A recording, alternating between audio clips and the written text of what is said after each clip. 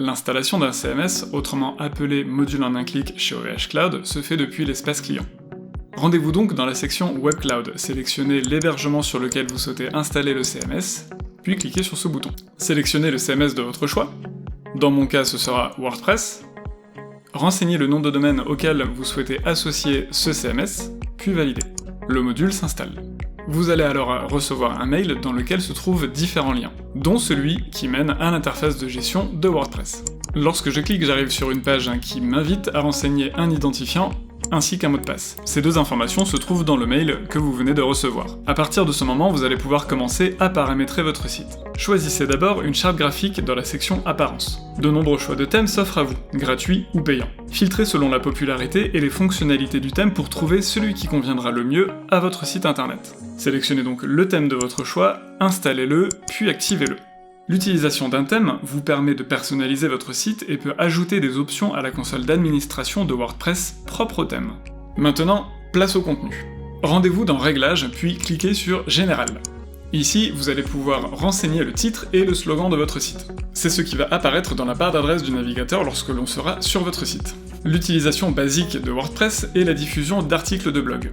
C'est pourquoi, par défaut, la page d'accueil de votre site va afficher la liste des articles.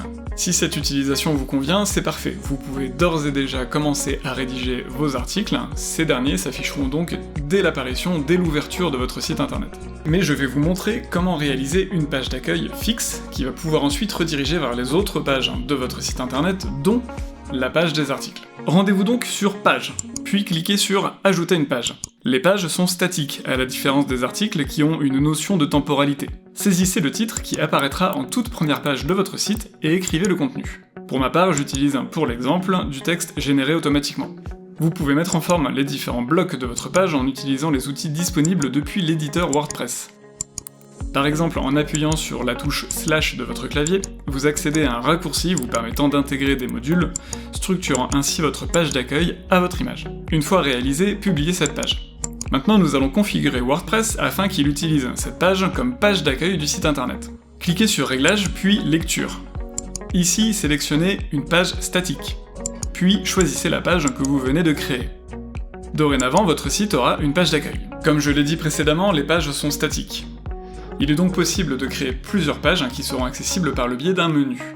J'ai donc, pour vous expliquer, créé plusieurs pages, dont une page blog, et j'aimerais maintenant qu'elle s'affiche en haut à droite de mon site internet. Pour cela, rendez-vous dans Apparence puis Menu. Créez ici un menu, donnez-lui un nom, puis sélectionnez simplement les pages que vous souhaitez faire apparaître dans le menu.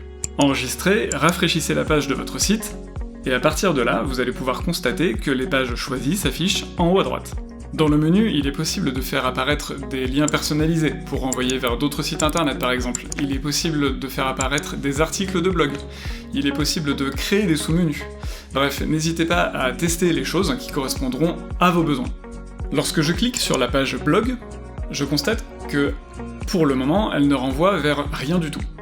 Or, j'aimerais qu'elle contienne l'intégralité des articles disponibles sur mon site. Donc pour associer cette page aux articles, retournez dans les réglages, puis recliquez sur Lecture. Ici, de la même manière que pour l'accueil, nous allons associer la page des articles à la page blog. Validez, rafraîchissez. Vous pouvez maintenant constater que la liste des articles s'affiche sur la page blog. Sur la droite du site s'affichent des widgets. Ces derniers aussi sont modifiables. Ils sont paramétrables. Vous pouvez choisir les widgets qui doivent s'afficher ou ne pas s'afficher sur votre site internet. Pour ce faire, rendez-vous dans le menu Apparence, puis Widgets. Ici, glissez-déposez les widgets de votre choix, puis validez. Et de nouveau, après avoir rafraîchi la page du site, ces derniers s'affichent. Enfin, il est possible d'installer des extensions à votre site. Les extensions, ce sont des outils qui vont ajouter des fonctionnalités à votre site internet, et elles s'installent directement depuis WordPress. Elles vont permettre par exemple de créer des formulaires de contact, d'améliorer le SEO de votre site, de créer un module e-commerce à votre site. Bref, il en existe un grand nombre et je vous invite à les découvrir par vous-même. Une question ou besoin de conseils sur les produits OVH Cloud? Rejoignez notre communauté, échangez avec d'autres clients et profitez de l'expertise collective sur notre forum.